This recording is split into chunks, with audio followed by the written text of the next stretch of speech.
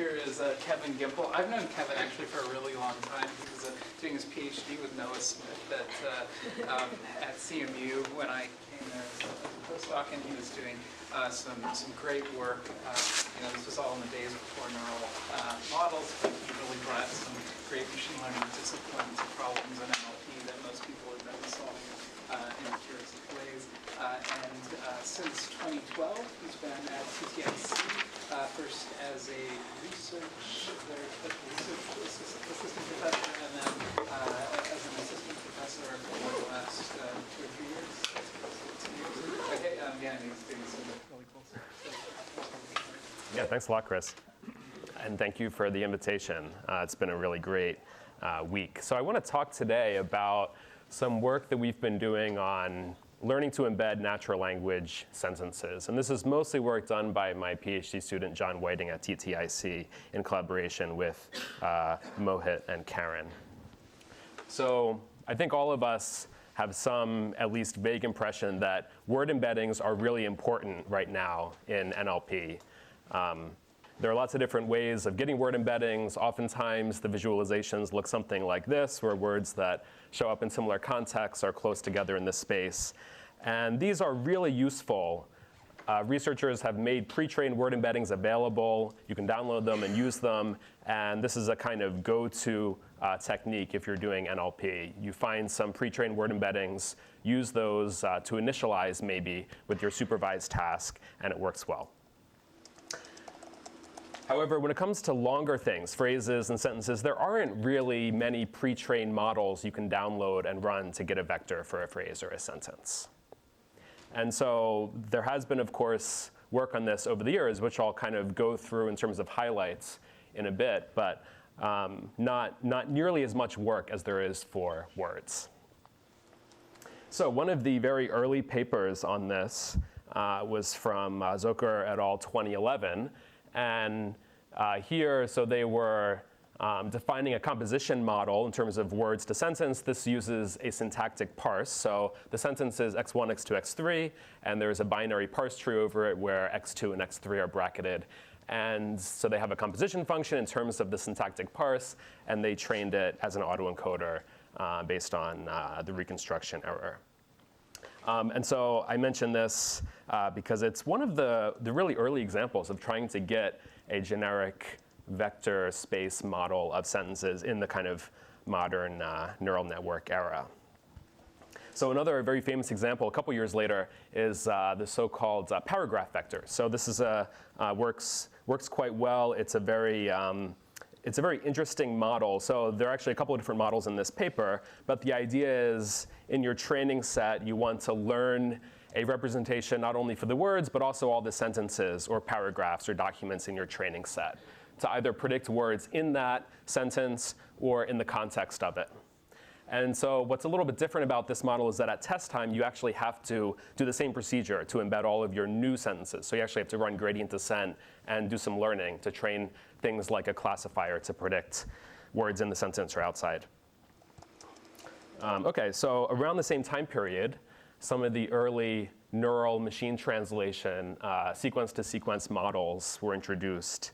And so here, this is some of the early encoder-decoder models where you encode the source sentence and decode a translation. And so this figure is from Sutskever et al., where you have one RNN running over the source sentence ABC, and then you have the final vector after you have seen the whole source sentence. That's your vector for the sentence. Then you decode WXYZ in words in the translation. And so they noted that if you're doing, say, English to French translation, then the RNN used to encode the English can be viewed as a sentence embedding model. And so they did a couple of visualizations in their paper trying to learn a little bit more about what this encoder is capturing. So we can see that it does seem to capture some aspects of meaning, and that sentences that are similar are roughly closer in the space. Okay. So perhaps the most well-known model for embedding sentences is the skip thoughts model in 2015. And so this is also an encoder-decoder model, but here you encode a sentence, and then have two different decoders, and you decode the previous sentence and the next sentence. So in some naturally occurring discourse, like a story or like a novel. And so the representation for the sentence is this boxed vector after you encode the center sentence in this triple. And these arrows mean that you also condition on that sentence vector when you generate each of the words in the neighboring sentences. And so this, they trained this model on big data, fairly big. It's been made available. And it has some interesting characteristics. So they had a couple of examples in their paper of if you put in a query sentence, what is the nearest neighbor in the data set? And I picked this one because it does kind of give us a hint of what these LSTM-like models capture. So the query sentence, I'm sure will have a glamorous evening, she said, so on and so on. And the nearest neighbor, I'm really glad you came to the party tonight, he said, turning to her. And this is something that we'll see a little bit later as well. When you're using RNNs, they tend to get really excited when you see the same sequence of, like roughly the same sequence of categories of words. So I'm sure you'll have, I'm really glad you came, glamorous evening is kind of like party tonight, comma, she said, comma, that's a really strong cue, and so we see something here. Comma, he said, comma is a really strong match for that, even though she and he have more different meanings than the model seems to think. And yeah, we'll see this later, where the sentences have a lot of similarities. They're often on the same topic. There might be a little bit of some small differences in meaning, where it may not mean the same thing, but it does seem to have a lot of both shallow and topical similarity. Okay, so we started talking about autoencoders, and it actually took some time before people started to train and to evaluate LSTM autoencoders. So you can just do an encoder-decoder where you encode a sentence and then decode that same sentence and use the final vector from the LSTM as your sentence representation. So this goes back to at least Lee et al. They actually did a lot of other models, but this was included. There's also some follow-up work by Felix Hill et al. Where they actually did a denoising version. So here the input sentence, they drop some words. So the word find has been dropped. And they also swap some of the n-grams. So the model has to figure out that Mary hungry was should be decoded as Mary was hungry. Okay, so I've kind of quickly gone through a history of some different models and training criteria and data sets used for learning sentence embeddings. My focus, so back to my title, I want to learn representations that are paraphrastic. So meaning if they're similar, they should have the same meaning. And we were starting to get there by looking at the neural MT representations. And we'll come back to that later on. So how are these useful? Well, there are a lot of applications. If you're doing summarization, you want to kind of figure out if the thing you've added to the summary is already there. Similar applications in terms of IR, automatic essay grading, and ways to evaluate generation systems, and so on and so forth. So the way that we're going to decide how paraphrastic our representations are is by using them on this suite of evaluations. So these are the SemEval Semantic Textual Similarity, or STS tasks. And so it's a set of sentence pairs like these, along with human judgments of similarity in terms of meaning. So it's a scale of 1 to 5 or 0 to 5, depending on the data set. Other ways are needed, and we must find other ways. These are very similar, so people gave them 4.4 on average.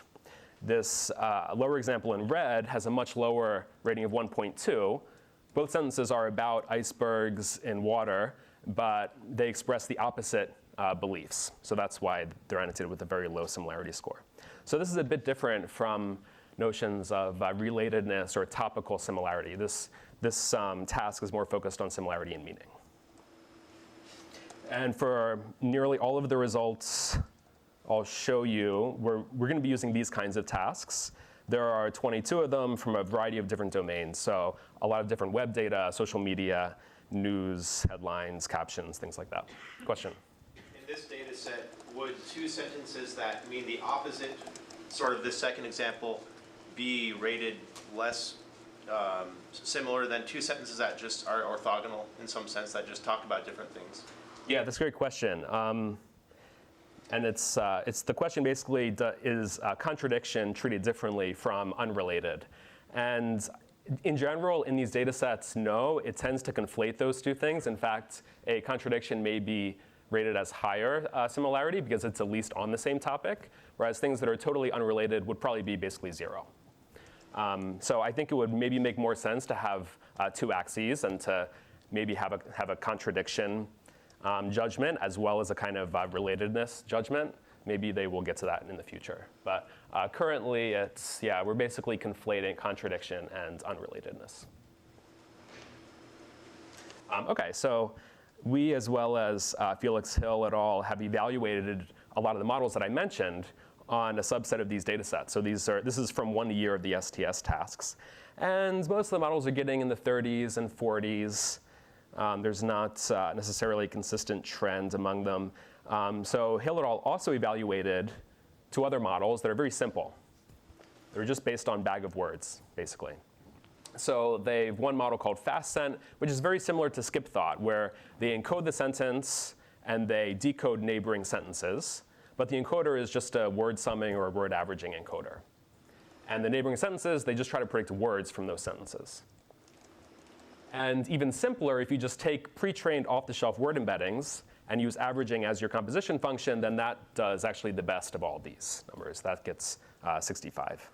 So this is pretty unsatisfying. You can throw out word order. You don't even have to do any of this research. I'm only actually showing part of the story. If you actually use these sentence representations in a supervised task and then do some fine tuning, have some extra parameters, then some of the upper models can do quite well. But in this evaluation where we're just trying to measure the correlation in the space with human judgments, then the simpler models based on bag of words are doing the best. So this is kind of where we began looking at these trends.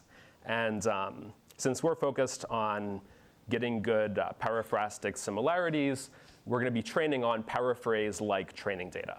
So there are fortunately a lot of freely available and cheaply available data sets for learning these kinds of paraphrase models. So the one we're going to start with is called the Paraphrase Database, or the PPDB.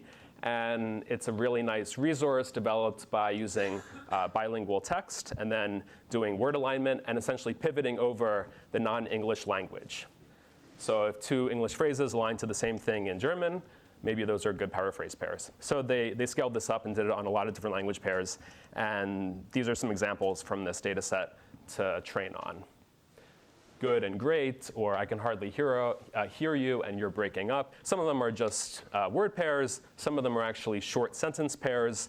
A lot of them are these sort of arbitrary boundary phrases where they may stop and start anywhere within the sentence, not even necessarily being at a constituent boundary. So it's a bit noisy, but it's huge. So we're going to try to make use of this data for learning better paraphrastic models. And now I'll talk a bit about learning. So we're going to define a sentence embedding function g theta of x parameterized by theta. And for now, we'll just do word averaging. So average the word embeddings of all the words in the input x. And for learning, we just use a fairly standard hinge loss. So we have a set of paraphrase pairs. We don't have any negative examples. And so we're going to have to come up with a way to find some negative examples t such that we can make the similarity, here in terms of cosine similarity, higher for the data we see versus data paired with a negative example. And delta is the margin. So how do we choose negative examples? There are a lot of, so this is a common loss family used for neural nets because you don't have to do any costly sums over a large output space. You just have to find a way of getting some kind of negative examples. And in literature, there are a lot of different ways of doing this, typically chosen based on the problem. We chose a pretty simple method. It's a little bit of a hack. I hated it at first, but it's very efficient and it works really well. So we're basically choosing the max scoring partner for that given phrase in the data. But we're limiting the search to the current mini batch of data during processing, which is maybe 100 or 500. And the kind of loss function person in me hates this because we can't really write it out cleanly as a loss function that we're optimizing. It depends on things like what our batch is during training. But this actually ends up being really important because if you do this max over the entire data set, then what's going to happen? You're going to find negative examples that are actually true paraphrase pairs. And we don't want those. So by limiting the search to the mini batch and doing the max, we find something that's almost a paraphrase pair, but is probably not. And we can see this during training as we vary the batch size. Question? Have you given some thought to, I mean, this is kind of what these adversarial setups are now doing. Yep. Right? We have a separate model that is in charge of that. Yeah, finding the best negative example to, yeah, we have talked about it a little bit, yeah. And we've been using it in some other things. I don't think we've actually used it in this yet, but so that kind of then maybe gets into generation, which our models are getting better and better at doing, so maybe we should look into that, yeah. One thing that we're finding is that sometimes this objective can be too easy. And then we're very quickly getting into a space where we're finding a lot of true paraphrase pairs, and then it's kind of doing something that we don't want it to do. So maybe if we actually had a generator that could generate really good paraphrase pairs that are still sort of bad in some way, then maybe we could kind of keep learning and take more advantage of the data we have. Okay, and so I didn't show you the regularization term, but we also use pre-trained glove embeddings for the initialization, and then we regularize back to those. So how does this do? These are the results from before. And if we train this word averaging model on the paraphrase database, we do a bit better, 71. But as I mentioned earlier, we're a little bit unsatisfied with word averaging. It throws away word order. So if you were at Chris's talk on Monday, maybe you might think about this. How about trying some kind of LSTM? We know for supervised tasks, LSTMs work really well for representing sentences. So we tried this, and when we use the same learning framework, we just replace the word averaging model with the LSTM, we get 52. So what is going on here? So we published these results in our iClear paper last year, and we were trying to look into it to figure out why is the LSTM struggling so much compared to word averaging, given that everything else is mostly the same. So one way of trying to figure this out, we looked at a different test set. So these are in-domain paraphrase database pairs, but held out from training. So the data distribution looks the same as our training data. What's different is that at test time, we were actually trying to measure against the similarity annotation, whereas during training, we just use the pairs. We don't use the gold similarity. And so when we test the models on this test set, then the LSTM does better than word averaging by just a little bit, by 1. But still, it's, so it shows that the LSTM is able to learn something. It's able to learn some characteristics. So this test set looks like this. So the input pairs look just like the training pairs. Whereas for the sentence task, all the input pairs are sentences, pretty much. Yeah. So it's basically, it's the same kind of annotation, but are you testing on phrase pairs or sentence pairs? And so it seems like the LSTM is having difficulty with going from phrase pairs during training to sentence pairs during tests, whereas the word averaging model has no real difficulty with this, apparently.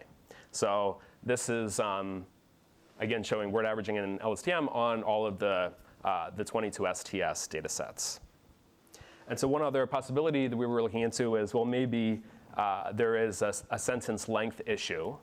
So we looked at the accuracy in the test sets of word averaging versus the LSTM, and there's not really a big difference here. We were hoping that this would be the answer. It seems like the length is maybe not the issue, but maybe more characteristics of the phrase pairs themselves, how they start and stop at these sort of random positions in the sentence.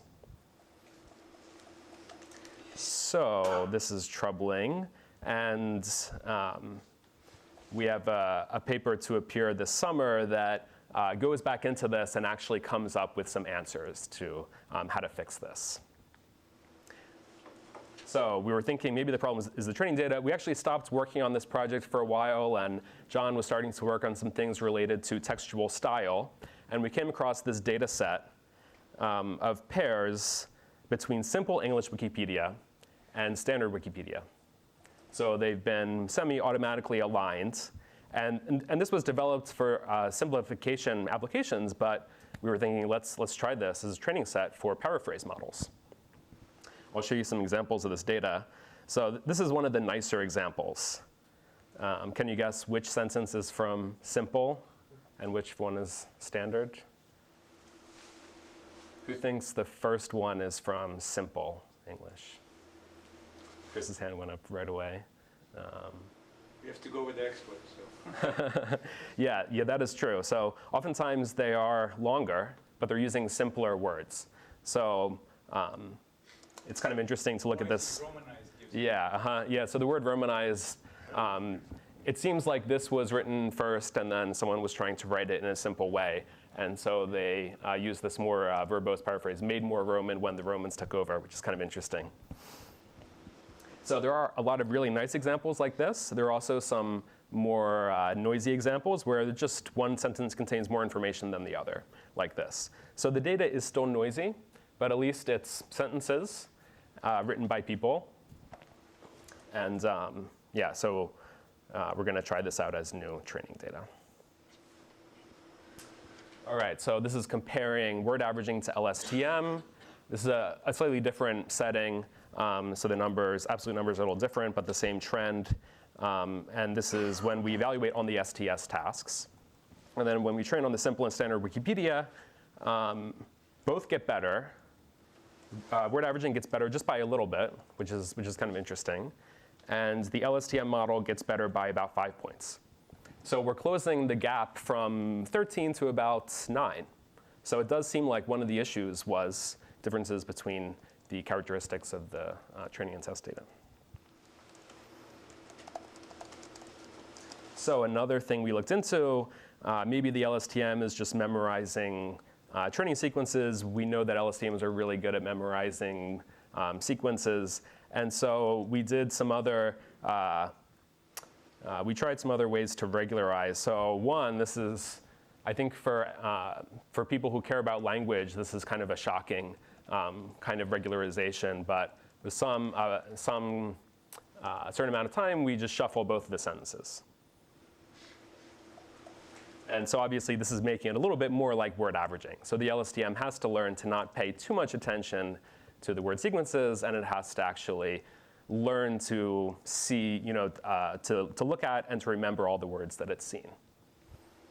We don't do this all the time, but we found that even a fairly high rate works best. Okay, so these are the numbers from before. When we additionally do that scrambling, we get a gain of about 6 points. Maybe a critical comment would be, well, you're just making it more like averaging, because if you did this all the time, the LSTM would just be learning to average. So we really want to get better than word averaging. So we combine this with a couple more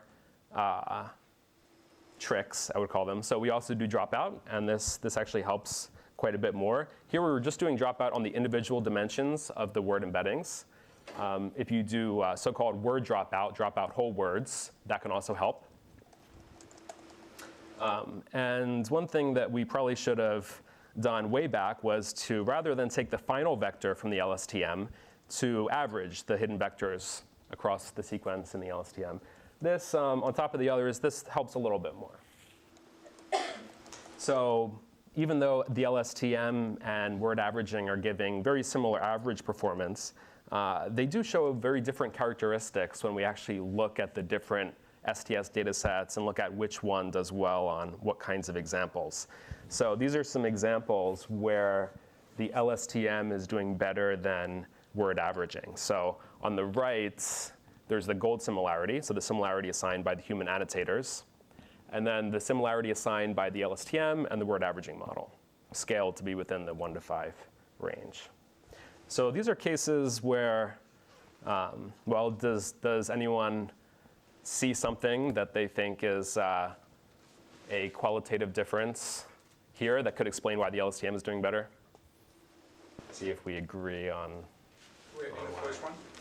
So in both of these, the LSTM is doing better than averaging. And the question is why? Probably not a word embedding for 1.1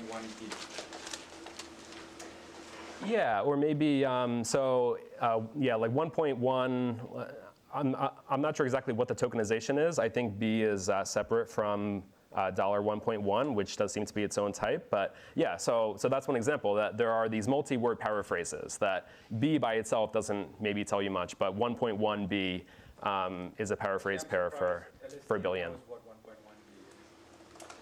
What? Yeah. Was it pre-trained on something? This is not a very large data set. It's about 180,000 sentence pairs. Yeah, it's not a lot. So the word embeddings that we use, though, for the initialization were, first pre-trained on GloVe, then pre-trained on the paraphrase database word pairs. But there's no embedding for B, probably. I think there probably is, yeah.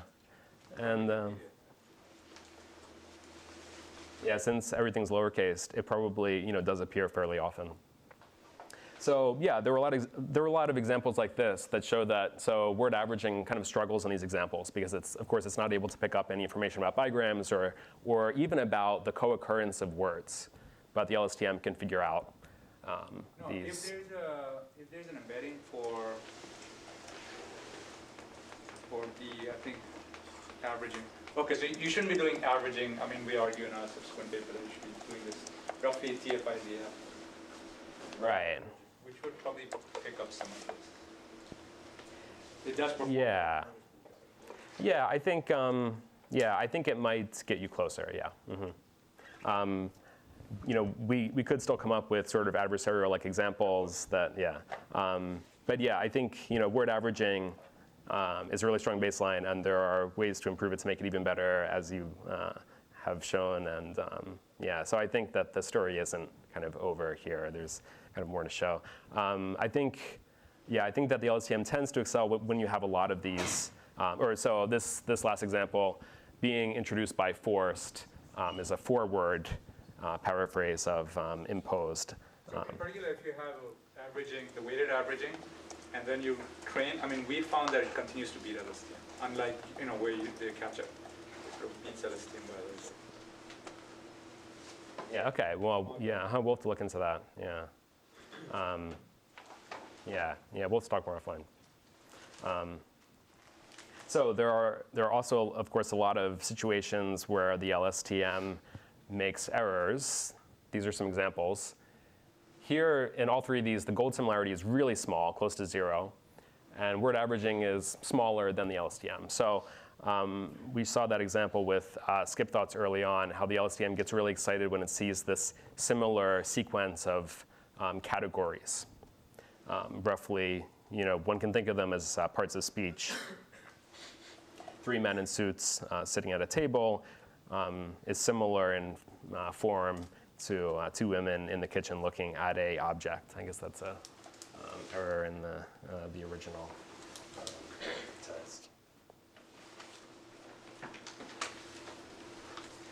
So there are a lot of distinctions of similar words that lead to different meanings, and oftentimes our models kind of conflate those things. When should we start saying that birds are different from dogs? Well, at some point, it does lead to a different meaning in the sentence, and so we kind of want to know that. And so this is where we're still kind of struggling to figure out what differences in words actually lead to different meanings, and what differences in words are actually just synonyms. Any questions about this? Yes? Have you also ever compared this to just using an actual translation model, for example? Because it seems to me sometimes the translation tasks, they capture these subtleties quite well, right? They won't come up with, given a sentence on the left like that in German, they won't generate the sentence on the right in English or something like that, right? So the actual semantics get preserved pretty well. At the same time, it has to handle this, language translation task. But have you experimented just using those embeddings directly, for example? Yeah, so I guess there are a couple answers. So we did really, for a while, we were really excited about the idea of taking the encoders from English to X translation systems and just using them. Felix Hill had some results doing that for some fairly large-scale MT systems, and it didn't work very well. I'm thinking that maybe the reason is, it could be that there's just more to try there. I was thinking that the reason might be, like neural MT is kind of mostly about conditional language modeling. Like BLUE score is mostly about, can you generate a good fluent output? 10, thanks. Whereas, so the source encoder, it's sort of unclear what it necessarily has to represent to be able to generate fluent output that is roughly the same meaning. So yeah, I think that there's probably more to look into there. I think it's also worth thinking about, so we could train this model as like a neural MT system, since we have these sentence pairs. And some of our colleagues at Edinburgh have been trying things like that, and it does seem to give you reasonable results. I don't know if we have compared on the same data sets yet, but I think one challenge with that, I mean, it's not like a deal breaker, but it's a challenge that anytime you have to generate words, it's just going to be a lot harder to scale up. What's really nice about this loss and this way of doing things is that you never have to do a softmax over a large vocabulary, and you can scale up to big training sets really easily. And training converges super fast. So with the LSTM even, we don't even need that many sentence pairs. Like if you look at the learning curve, you get pretty similar results at about 30,000 sentence pairs as you do with 160,000. Whereas I'm sure that if you train it as a translation model, you would need a lot more data and have to train it for a lot longer. So yeah, I think it's good future work to think about. And I will talk a little bit about translation data a little bit later in the talk. Question? So is there an estimate for how many pairs in this data set are contradictions, for example? You mean in the test sets? In this data set in general. I don't know. So because the word embeddings are trained based on co-occurrence, so even words which are antonyms are kind of close to each other. The words which are unrelated are all following. So it seems like if we just use word embeddings, and if there are many contradictions, we probably won't do well on those pairs. Right. Yeah. I think one thing, or one reason why it's kind of a tricky question, though I think it is very important, is so would you say that this third one is a contradiction? Yeah. This Like one. it's a little bit soft, but yeah, I think that we should probably look into that and try to see, like especially on those pairs, is it kind of doing the right thing? So maybe like a semi-automatic way of finding those pairs and then looking at the performance on those would be a good idea. I have the sense that contradiction is relatively rare, and that more of the negative examples are things like this, which are, you could say that they're kind of unrelated. Maybe they're both true, but they're talking about different windows that you're looking at it. You know, it's hard to say that it's necessarily a contradiction if you don't have the bigger context. Okay, I have a few minutes left. Great. So we also have a new model we call the Gated Recurrent Averaging Network. Still looking for a good name for this. John wanted to call it the Gated Averaging Network, but I was like, no. Maybe we'll get some free citations, but no, people will think the wrong thing. And even having GAN somewhere in your acronym is probably too close, because there's so many GAN variants these days. So anyway, we will think of a new name. But anyway, it's a very simple model, and it's based mainly on word averaging, but now we multiply the word vector xt by a gate. So sigma is the sigmoid, and we have parameters based on both the current word embedding xt and the LSTM hidden vector. So we run the LSTM over the sentence, have a gate for each position based on the LSTM and the word, and then we average the resulting vectors. So if the gate is always 1, then it's just the word averaging model. And this ends up being a lot more stable to train. The bar is a little bit higher. It tends to work a little better than LSTMs across a lot of data sets. But I think there's still more room for, yes, architecture development. Are you outputting a gate from the LSTM in the output, or are you using the LSTM gates that are being learned somehow? So the only thing from the LSTM is the HT. So we take the final hidden vector from the LSTM for every time point. So after the cell vector and the output gate, we get the hidden vector at each time from the LSTM. Then we have new parameters, WX and WH, which are new matrices just for this extra gate.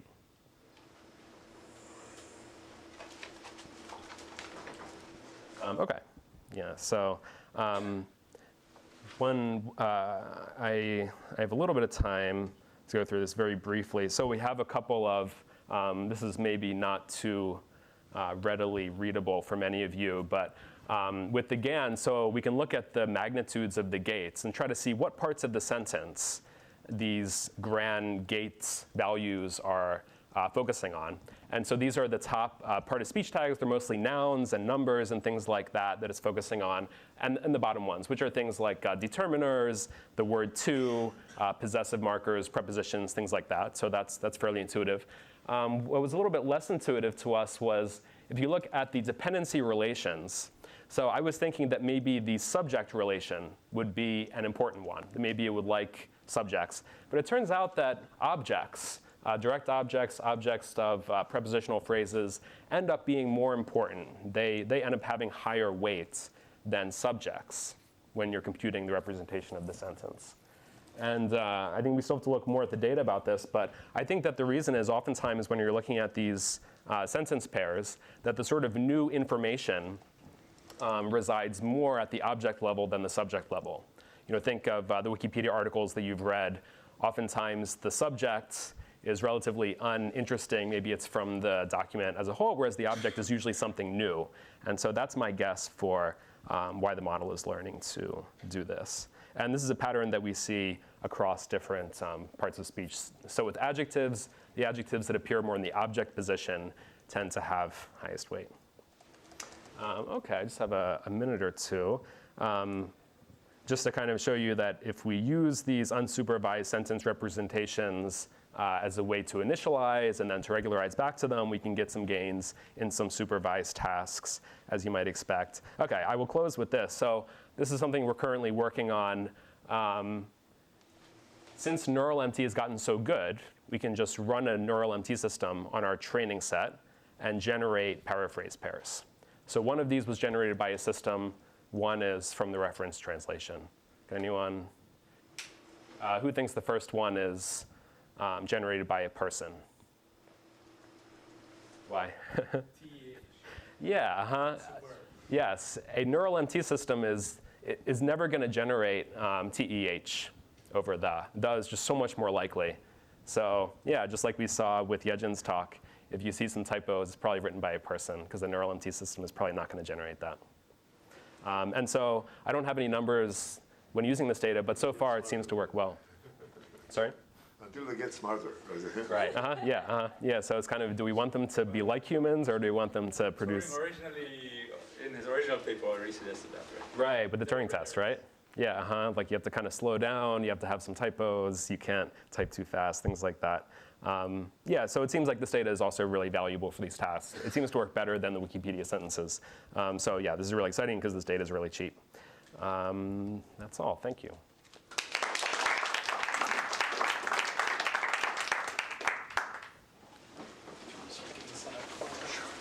Yeah, I think it's on Yeah, we got here. time for a quick question. Oh, sorry, go ahead.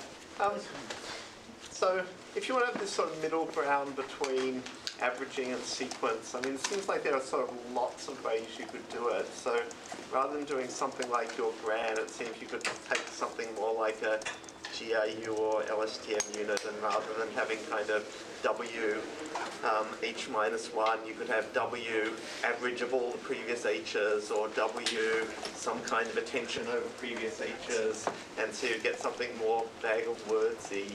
And I was sort of wondering how those would do, and is there a reason to prefer the GRAN way of doing it versus something like that? Right.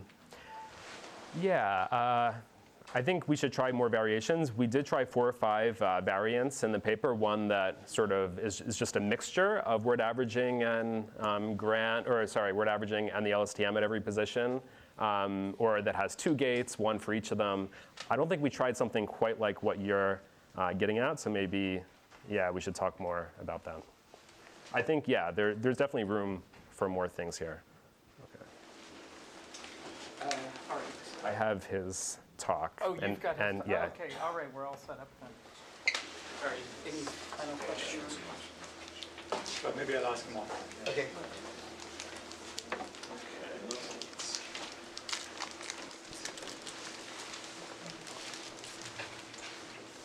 Turn off Wi-Fi.